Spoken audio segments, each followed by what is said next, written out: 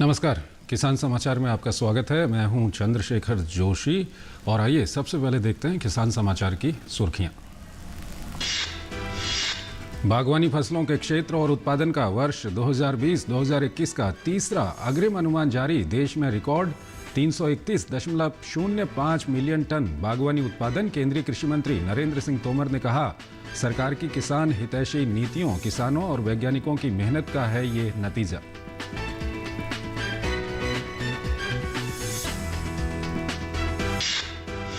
केंद्रीय मंत्री doctor L Murugan ने कहा, केंद्र सरकार लक्षद्वीप में मत्स्य पालन को मजबूत करने का कर रही है काम। कहा, मत्स्य पालन के क्षेत्र में लक्षद्वीप को आत्मनिर्भर बनाना केंद्र की है प्राथमिकता।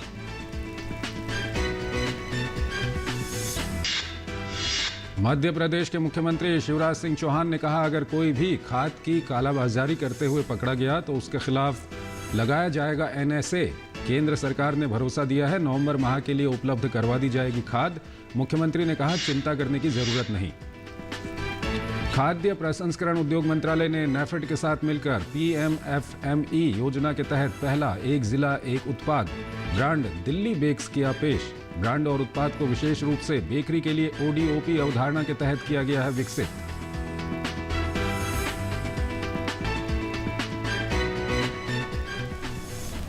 और आइए अब खबरों को विस्तार से देखते हैं। केंद्रीय कृषि एवं किसान कल्याण मंत्रालय ने विभिन्न बागवानी फसलों के क्षेत्र और उत्पादन का वर्ष 2020-2021 का तीसरा अग्रिम अनुमान जारी कर दिया है।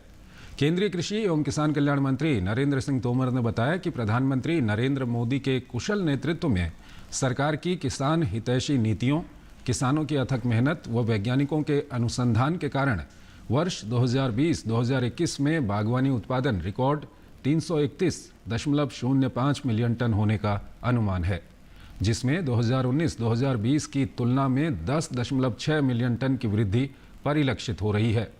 बागवानी फसलों के क्षेत्र और उत्पादन के तीसरे अग्रिम अनुमान के अनुसार वर्ष 2020-2021 में फलों का उत्पादन 103 मिलियन टन होने का अनुमान है, जबकि वर्ष 2019-2020 में 102.1 मिलियन टन का उत्पादन हुआ था। सब्जियों के उत्पादन में पिछले वर्ष के 188.3 मिलियन टन की तुलना में 197.2 मिलियन टन यानी 4.8% की वृद्धि होने का अनुमान है। वर्ष 2019-2020 में प्राप्त 26.1 मिलियन टन की तुलना में प्याज का उत्पादन 26.8 मिलियन टन होने की सूचना है। 2020-2021 में आलू का उत्पादन रिकॉर्ड 54.2 मिलियन टन होने का अनुमान है, जो कि वर्ष 2019-2020 की तुलना में 5.6 मिलियन टन अधिक है। टमाटर का उत्पादन वर्ष 2019-2020 में प्राप्त 20.6 मिलियन टन की तुलना में 21.1 मिलियन टन होने की सूचना है। सुगंधित और औषधीय फसलों में वर्ष 2019-2020 में 0.73 मिलियन टन से वर्ष 2020-2021 में 0.78 मिलियन टन तक 6.2% की वृद्धि दर्ज की गई है। और केंद्रीय मंत्री डॉक्टर एल मुरुगन ने कहा है कि केंद्र सरकार लक्षद्वीप में मत्स्य पालन को मजबूत करने का कार्य कर रही है। उन्होंने कहा कि मत्स्य पालन के क्षेत्र में लक्षद्वीप को आत्मनिर्भर बनाना केंद्र की प्राथमिकता में है। केंद्रीय मंत्री ने लक्षद्वीप की अपनी 3 दिवसीय यात्रा की है। लक्षद्वीप के मछुआरा समुदाय के साथ बातचीत में केंद्रीय मंत्री ने कहा कि वो प्रधानमंत्री नरेंद्र मोदी के विशेष निर्देश पर लक्षद्वीप पहुंचे हैं। केंद्रीय मंत्री ने आश्वासन दिया कि मछुआरा समुदाय के लिए मानसून कल्याण योजनाओं को मजबूत किया जाएगा ताकि प्रतिबंध अवधि के दौरान प्रभावित मछुआरों की मदद की जा सके। केंद्रीय मंत्री डॉक्टर एल मुरुगन ने अगत्ती द्वीप में विभिन्न मछुआरों को योजना के तहत लाभ वितरित करते हुए कहा कि प्रधानमंत्री मत्स्य संपदा योजना से द्वीपों में समुद्री प्रसंस्करण और मूल्यवर्धन के लिए बुनियादी ढांचे में काफी सुधार हो सकता है।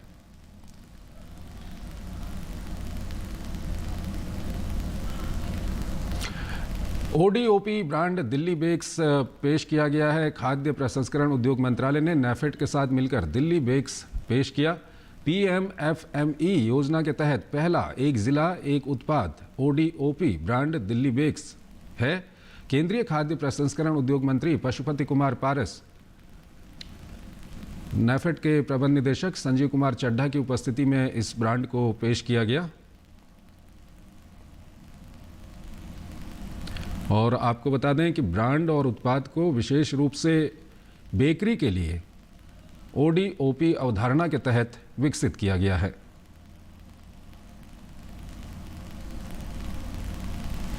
पूरी तरह से गेहूं से बना रस्क दिल्ली बेक्स ब्रांड के तहत पेश किया गया पहला उत्पाद है। नेफेड ने बताया कि गेहूं का रस्क एक अनूठा उत्पाद है क्योंकि इसे चीनी के बजाय गुड़ से बनाया जाता है। इसमें वनस्पति के बजाय मक्खन का इस्तेमाल किया जाता है। उपभोक्ताओं के लाभ के लिए 260 ग्राम पैक की प्रतिस्पर्धी कीमत 60 रुपये MRP तय की गई है। ये एक अनूठे और आकर्षक पैकेजिंग में उपलब्ध है जो उत्पाद को नमी एवं धूप से सुरक्षित रखता है।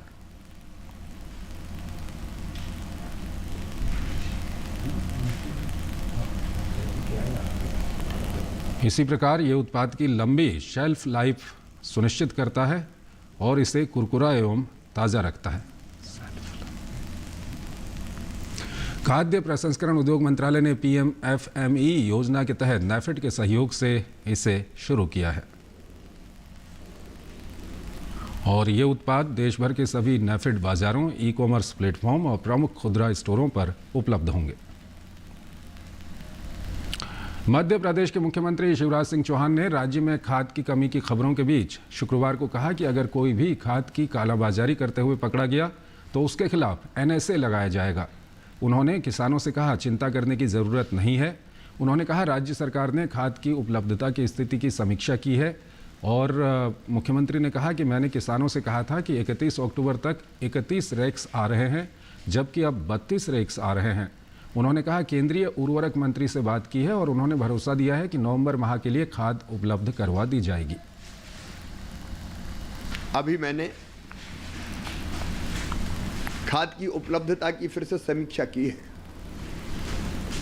कल मैंने किसान भाइयों को कहा था कि 31 रैक 31 अक्टूबर तक आएगी। अब 31 के बजाय 32 रैक आ रही है। मैं लगातार भारत सरकार के संपर्क में हूं। आज भी मेरी हमारे फर्टिलाइजर मिनिस्टर श्रीमान मांडविया जी से चर्चा हुई है। उनने नवंबर के लिए भी मुझे आश्वस्त किया है कि मध्य प्रदेश को जो खाद चाहिए DAP, यूरिया, उसको वो उपलब्ध कराएंगे। किसान भाइयों को परेशान होने की ज़रूरत नहीं है। हम लगातार अब मॉनिटरिंग कर रहे हैं। कंट्रोल रूम हमने बनाया है और आज मैंने कड़े निर्देश दिए कि अगर कोई ब्लैक करेगा तो सीधे रासुका में जेल भेजेंगे। ब्लैक करने वालों को कुचल देंगे। किसान आश्वस्त रहे। हम पूरी ताकत से खाद की व्यवस्था में लगे हैं और भारत सरकार का सहयोग मिल रहा है। चिंता करने की जरूरत नहीं, धैर्य रखें। तमिलनाडु के रामेश्वरम में वार्षिक मत्स्य राहत और तूफान के मौसम की बचत राहत का भुगतान को लेकर वहां पर प्रदर्शन किया गया। प्रदर्शनकारी तमिलनाडु राज्य सरकार से राहत की मांग कर रहे हैं। प्रदर्शनकारियों ने मांग रखी कि मत्स्य विभाग द्वारा मछुआरों को प्रदान की जाने वाली वार्षिक मत्स्य राहत और तूफान के मौसम की बचत राहत का भुगतान दीपावली त्यौहार से तुरंत पहले मछुआरों के बैंक खातों में किया जाना चाहिए। रामेश्वरम फिशरीज सहायक निदेशक Tamil Nadu AITUC fisheries workers union ने तमिलनाडु सरकार से श्रीलंकाई नौसैनिक हमले और तूफान की घोषणाओं के कारण पिछले 1 महीने से घोर गरीबी में रह रहे मछुआरों को समय पर राहत प्रदान करने की अपील की। राज्य सचिव CR सेंथिलवेल और बड़ी संख्या में लोगों ने विरोध प्रदर्शन में हिस्सा लिया, जिसका नेतृत्व मछुआरा संघ के प्रदेश अध्यक्ष मुरुगनाथम ने किया।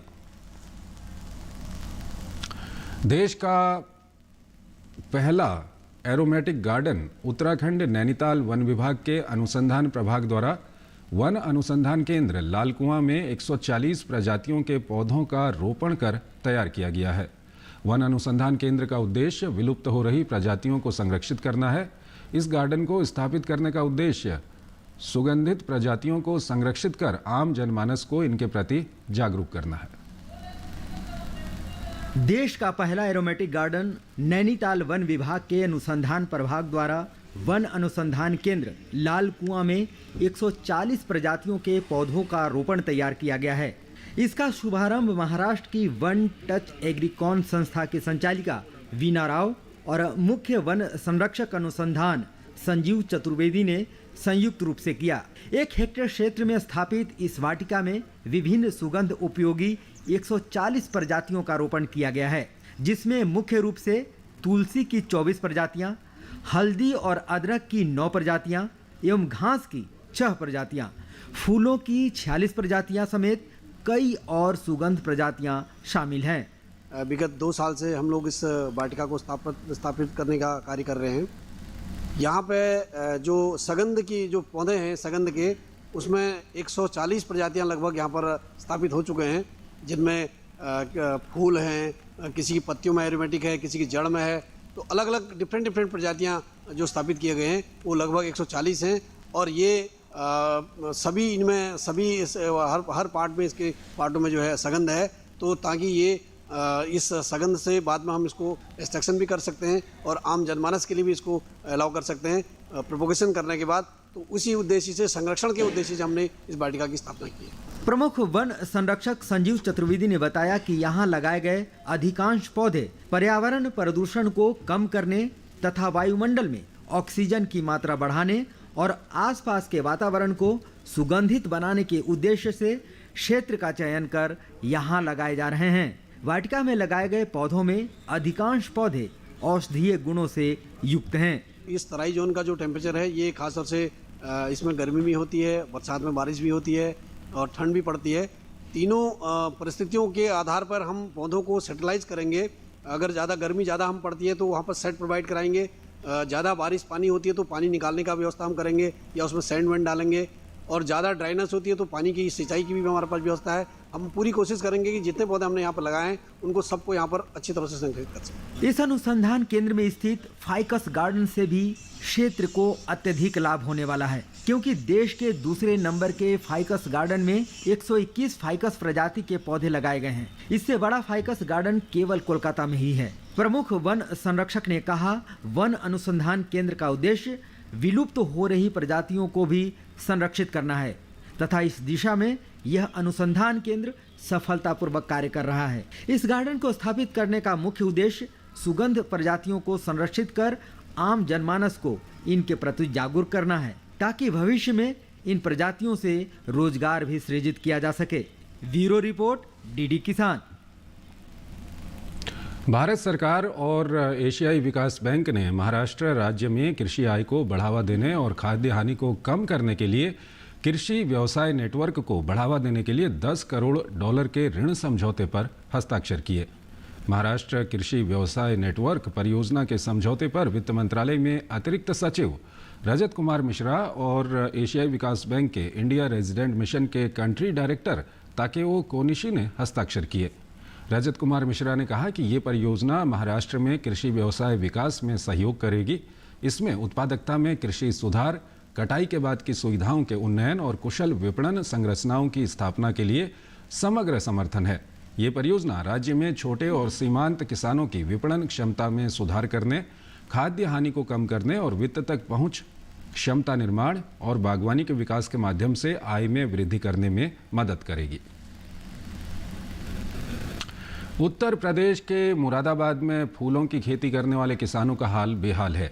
फूलों की खेती पर निर्भर किसान पहले कोरोना की मार से उबरे भी नहीं थे कि किराया बढ़ जाने की वजह से वो फूल बाहर नहीं भेज पा रहे हैं। प्रधानमंत्री आवास योजना ने इस दिवाली उन परिवारों को भी खुशी दी है जो अब तक कच्चे मकान में रहने को मजबूर थे या जिनके पास अपना कोई घर नहीं था। यूपी के कानपुर की रहने वाली राम जानकी पाल और ललितपुर की बबीता देवी भी उन लाखों महिलाओं में शामिल हैं जिन्हें पीएम आवास योजना से इस दिवाली मिली हैं खुशियां। देखते हैं ये रिपोर्ट।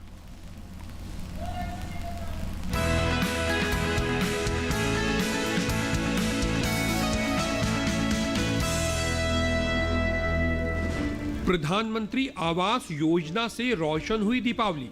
दीपावली पर पीएम आवास योजना से मिला अपने घर का तोहफा। पीएम आवास योजना के लाभार्थियों के घर खुशियों की दिवाली। कानपुर की राम जानकी पाल की दीपावली इस बार खुशियों से रोशन होने वाली है। राम जानकी पाल दूध का व्यवसाय कर अपने परिवार का पालन पोषण करती हैं। कुछ समय पहले तक कच्चे मकान में रहने वाली राम जानकी पाल का परिवार इस बार दीपावली पर खुशियों के दिए जलाएगा। पूरा परिवार दीपावली का बेसब्री से इंतजार कर रहा है, क्योंकि प्रधानमंत्री आवास योजना ने इन्हें दी है खुशियों की सौगात। जनपद कानपुर नगर में प्रधानमंत्री आवास योजना की लाभार्थी राम जानकी पाल को प्रधानमंत्री आवास योजना से पक्का घर मिला, लेकिन इनकी खुशियों को तब पंख लग गए जब लखनऊ से कार्यक्रम के दौरान देश के प्रधानमंत्री ने राम जानकी पाल से सीधा संवाद किया। प्रधानमंत्री की ओर से आवास के लिए धनराशि मिली, उससे मैंने अपना मकान बनाया। उस मकान में रह के मुझे बहुत बड़ी खुशी मिली। मैं प्रधानमंत्री का लाख लाख धन्यवाद अदा करती हूँ। प्रधानमंत्री जी ने जो दो दिए जलाने के लिए कहे थे, वो 2 दिए हम सब परिवार मिलकर जलाएंगे। मेरी माता जी को प्रधानमंत्री द्वारा शहरी आवास योजना का लाभ प्राप्त हुआ, जिससे उन्हें धनराशि प्राप्त हुई, जिससे उन्होंने सुसज्जित मकान बनवाया और हम लोग की सारी दिक्कतें तकलीफें सब दूर हुई। प्रधानमंत्री जी का लाख लाख धन्यवाद करते हैं। उन्होंने जो संकल्प सभी को दिलाया था कि 2 दिए जलाएंगे, हम सब परिवार मिलकर 2 दिए जलाएंगे और प्रधानमंत्री को बहुत बहुत दिल से धन्यवाद करेंगे। Thank you, thanks a lot प्रधानमंत्री जी। मेरी माता जी को प्रधानमंत्री आवास योजना के अंतर्गत मकान बनाने निर्माण के लिए 2.5 लाख रुपए मिले, जिससे उन्होंने अपने मकान का निर्माण कार्य उन्होंने करवाया। और इस बार दीपावली का अच्छी दीपावली मनाने का सौभाग्य हमको इस बार मिला, जिसके प्रधानमंत्री जी का मैं बहुत बहुत धन्यवाद करना चाहता हूं। और मैं प्रधानमंत्री जी की एक सोच जो कि 2 दिए अलग जलाने के लिए, तो वो भी मैं करूंगा इस बार। कानपुर की राम जानकी पाल की ही तरह लाखों परिवारों की दीपावली इस बार प्रधानमंत्री आवास योजना ने रोशन कर दी है। ललितपुर की बबीता के साथ ही उनका पूरा परिवार इस दीपावली अपना पक्का घर मिलने से बेहद खुश है। प्रधानमंत्री आवास योजना ने इस साल उनकी दीपावली को खुशियों से रोशन कर दिया है। अच्छा लग रहा है, प्रधानमंत्री जी ने बोला था हमसे कि अपने घर पे जलाओ, जैसे अयोध्या में दिए जलते हैं, अपने आवास में जलाओ, उसको हम लोग अपने आवास में जलाएंगे। हमारा मकान पहले कच्चा था। प्रधानमंत्री जी ने हमें लाभ दिया है, उसका हम भी सोच रहे जैसे अयोध्या में उभर रही दीपावली, वैसे हमारे घर की तैयारी कर रहे हैं, वैसे हमारे घर को सजा रहे हैं, दीपक ले आ रहे हैं और तैयारी कर रहे हैं। अयोध्या जैसे हमारे घर पर भी दीपावली बने। प्रधानमंत्री आवास योजना का लक्ष्य देश के शहरी और ग्रामीण क्षेत्र के कमजोर तबके से आने वाले परिवारों को अपने पक्के घर मुहैया कराना है। इस योजना ने देश के गांवों और शहरों की तस्वीर बदल दी है। इस योजना से बेघर परिवारों को अपना पक्का घर मिल रहा है और उनकी दीपावली खुशियों से रोशन हो गई है। डीडी न्यूज के लिए कानपुर से राजेश श्रीवास्तव और ललितपुर से अवनीश त्रिपाठी के साथ योगेश कुमार की रिपोर्ट। और आइए अब बात करते हैं मौसमी खेती की।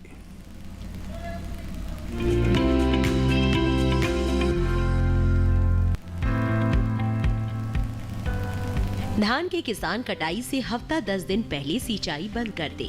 कटाई का काम समय पर पूरा करे, वरना दानों में सड़न फैलने का अंदेशा रहेगा। धान की कटाई के बाद गेहूं बोने की तैयारी कर ले। गेहूं के लिए अच्छी जल निकास वाली क्षार रहित जमीन सही मानी जाती है। उत्तर पश्चिमी मैदानी हिस्सों में जहां सिंचाई की सुविधाएं उपलब्ध हो, वहां गेहूं बोने का सही समय मध्य नवंबर तक है। वहीं बारानी इलाकों में अक्टूबर के आखिरी हफ्ते से नवंबर के पहले हफ्ते तक बुआई का काम निपटा ले। हाँ, अगर मिट्टी में अच्छी नमी दिखाई दे रही है तो इन इलाकों में भी 15 नवंबर तक गेहूं बोया जा सकता है। दूसरी ओर सिंचाई वाले इलाकों में अगर किसान समय पर गेहूं नहीं बो पा रहे हैं तो फिर पछेती किस्मों का चुनाव करना होगा। पछेती बुआई 25 नवंबर से 25 दिसंबर तक हो सकती है। उत्तर भारत में धान, कपास, ज्वार, बाजरा, मक्का और गन्ने की कटाई के बाद चना बो सकते हैं। बुआई का काम नवंबर के आखिरी हफ्ते या दिसंबर के पहले हफ्ते तक पूरा कर ले। वहीं मटर की बुआई का उपयुक्त समय अक्टूबर के अंतिम सप्ताह से नवंबर के मध्य तक होता है। मटर को भी समय से बो ले। देर करने पर फसल में फली भेदक का हमला होने की संभावना बढ़ जाती है। धान के बाद खाली खेतों में मसूर भी बोई जा सकती है। उत्तर पूर्वी मैदानी इलाकों और मध्य क्षेत्रों में नवंबर का दूसरा पखवाड़ा बुआई के लिए सबसे उपयुक्त है। जिन किसानों ने शीतकालीन मक्का बो रखी है वो बुआई के 25 से 30 दिन बाद पहली सिंचाई कर ले। वहीं गन्ने की बुआई का काम 15 नवंबर तक जरूर निपटा ले। 15 नवंबर के बाद पड़ने वाली सर्दी गन्ने के अंकुरण को बुरी तरह प्रभावित कर सकती है।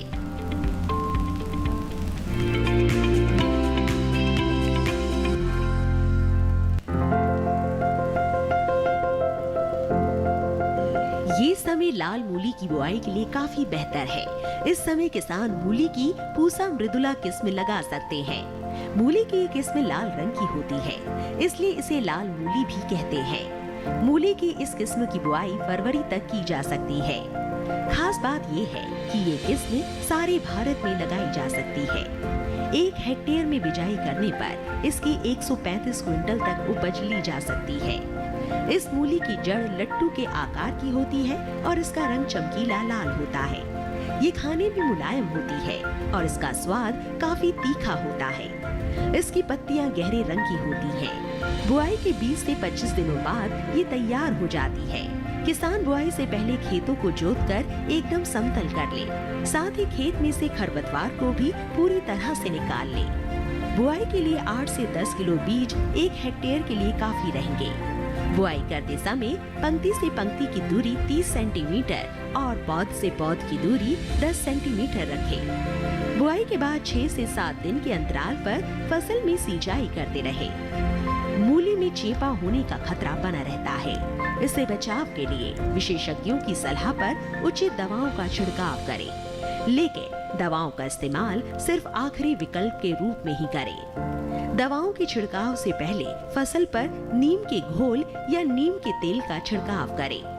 अगर इससे कोई फर्क नजर नहीं आए तभी दवाओं का इस्तेमाल करें।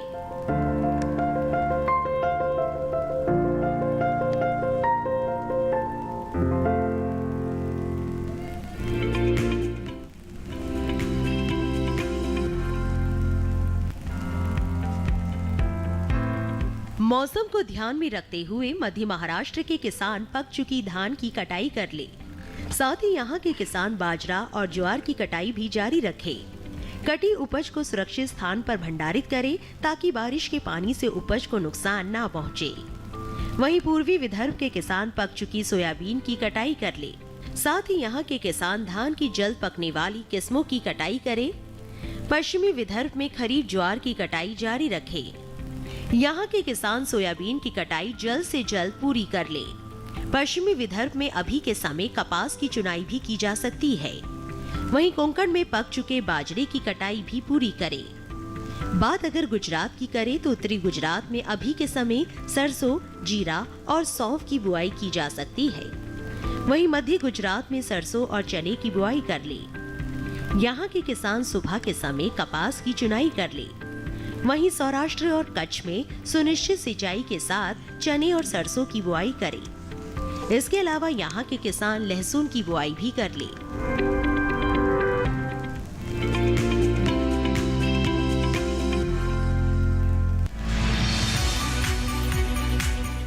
इस समय पालक की बुआई की जा सकती है। पालक को मैदानी और पहाड़ी दोनों क्षेत्रों में बोया जा सकता है। मैदानी इलाकों में सर्दी के मौसम में ये ज्यादा बोई जाती है। वैसे तो इसे किसी भी प्रकार की मिट्टी में बोया जा सकता है, फिर भी दोमट मिट्टी इसके लिए सर्वोत्तम मानी जाती है। अलग अलग राज्यों के लिए अलग अलग किस्में हैं। किसान वैज्ञानिकों से सलाह लेकर बीज का चुनाव कर सकते हैं। अच्छी नमी से बुआई करने पर तुरंत सिंचाई की जरूरत नहीं पड़ती। फिर भी बुआई के 8 से 10 दिन बाद सिंचाई करना आवश्यक है। इसके बाद 10 से 15 दिन के अंतराल पर सिंचाई करते रहें। पत्तियों की हर कटाई के बाद सिंचाई करना ना भूलें। खरपतवार नियंत्रण के लिए बोने के 15 से 20 दिन बाद पहली निराई गुड़ाई कर दें। पालक के लिए 2 से 3 बार निराई गुड़ाई करनी चाहिए। पत्तेदार सब्जियों में आमतौर पर बीमारी नहीं लगती, फिर भी अगर बीमारी लग जाए तो कटाई के बाद दवा छिड़कें। ताकि पत्तियों पर दवाई का असर ना हो। वैसे पालक में सर्कोस्पोरा लीफ स्पॉट और डंपिंग ऑफ जैसी बीमारियों की आशंका रहती है। लीफ माइनर, चैंपा, माहू और इल्ली जैसे कीट पालक की पत्तियों को नुकसान पहुंचा सकते हैं। बचाव के लिए विशेषज्ञों की सलाह पर उचित दवाएं छिड़कें। ध्यान रखें कि फसल में किसी भी प्रकार की दवा का छिड़काव करने से पहले कृषि विशेषज्ञों से सलाह जरूर लें। पालक की 1 हेक्टेयर में 80 से 100 क्विंटल तक पैदावार होती है। इसे कई बार काटा जा सकता है।